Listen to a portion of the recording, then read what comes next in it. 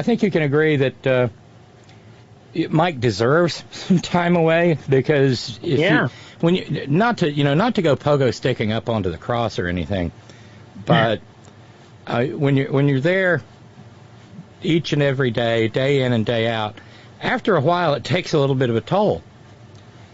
And so as a consequence, I applaud Mike for the self-care of getting away for a little bit. And you know what? All this madness and insanity will still be here when he gets back. When? On Friday. He'll be here Friday.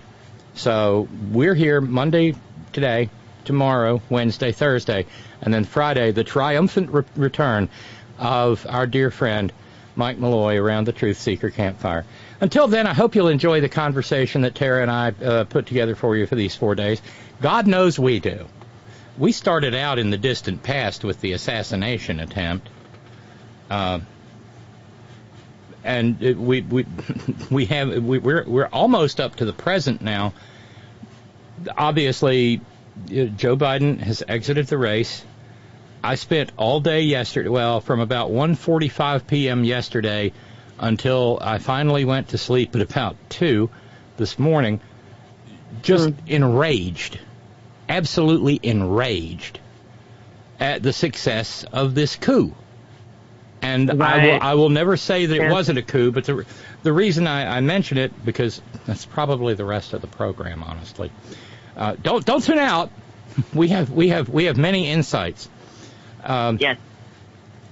But I saw the clip of, because Katie Turable was on air when the statement came out from the Biden campaign, well, from Joe Biden saying, "I'm done." Yeah. And then she was on air when Kamala Harris released her statement, and of course this was all done in writing. It was a masterstroke by the campaign against the asshats of the multimillionaire for-profit media, of which neither you nor I are a part.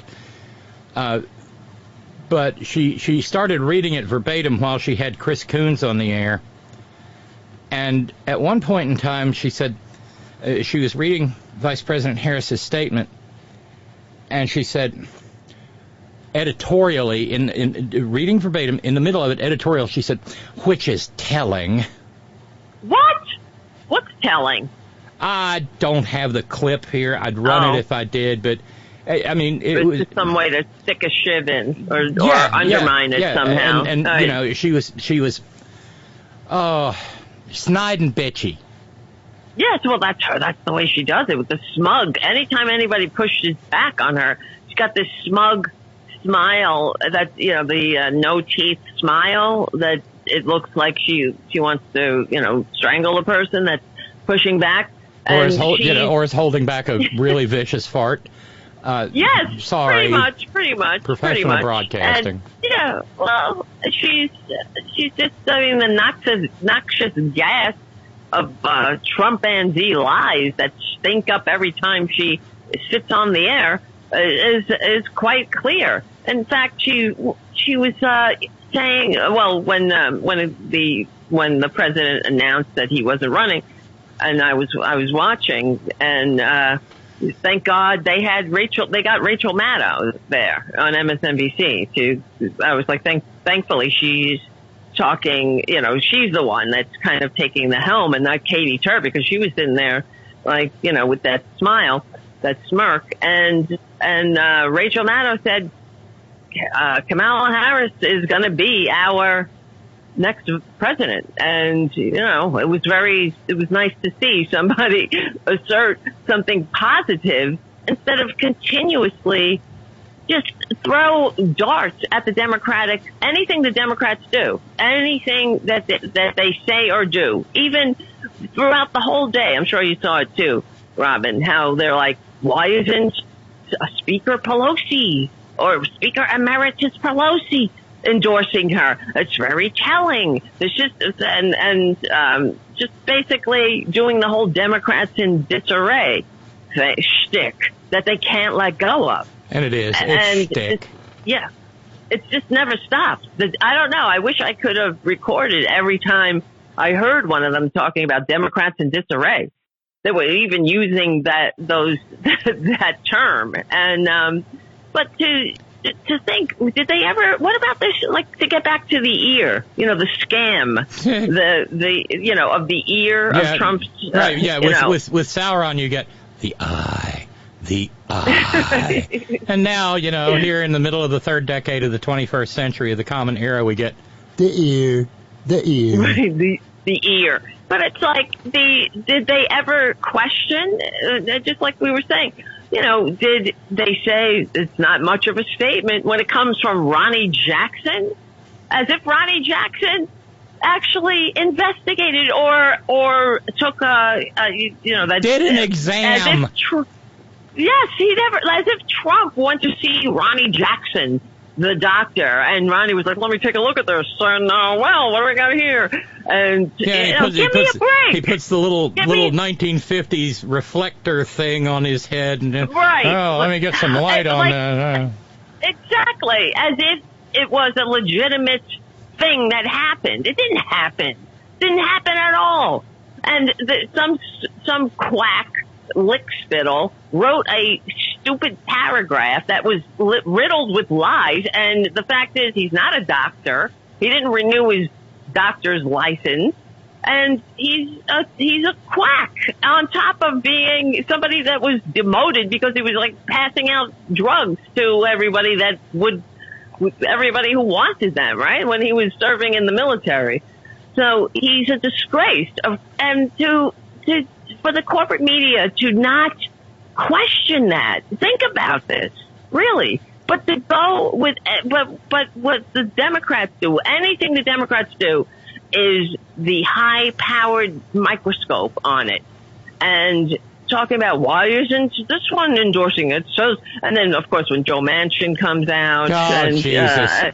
It's like all this infighting, and will the progressives, is she gonna, as far as will you have a beer with her? And, as if, another thing that Katie Tur said was that, will she earn the nomination? Is she ready to earn this nomination? As if being the Vice President of the United States to one of the most consequential and effective presidents in modern history isn't good preparation for being the president, right? And did she ever ask Trump, Traitor Trump, and JDF and Vance if they're going to earn? They're not fit to lead a drunken conga line, much less a modern nation, and they don't get to earn. They're not going to earn. He's not going to earn it. It's just insane to me how, what the thing is, the Democrats have to start playing this a bit smarter and do what the Republicans did and go after the goddamn media. Just keep going, saying the media is biased. The media has a double standard. There is no both sides. And that's another thing they were playing, like both sides again. In fact, I know you and I wake up every Monday through Friday and hate watch the Morning Zoo Crew over on MSNBC. Yes. And they were going on about the both sides need to, especially when the idiot got shot at by the registered Republican with an assault weapon that Republicans made possible. Did you ever hear that? Both sides have to turn down the temperature. Yes, what both sides? Show me both sides saying that there's going to be a bloodbath if they lose, or that they only accept the results if they win. Show me both sides who are lying. They're literally lying to the American people and about the fact that the traitor Trump lost the election and he did not win, and all these Republicans that, in fact, they're sending delegates they are, I guess it's over already, but to the RNC that are criminals, these criminals who were, these fake electors, that they're now delegates to the Republican National Convention. So, I heard nothing about that on the corporate media, which in any sane democracy would be it would be all over. It would be breaking news on every channel that they're sending crooks and criminals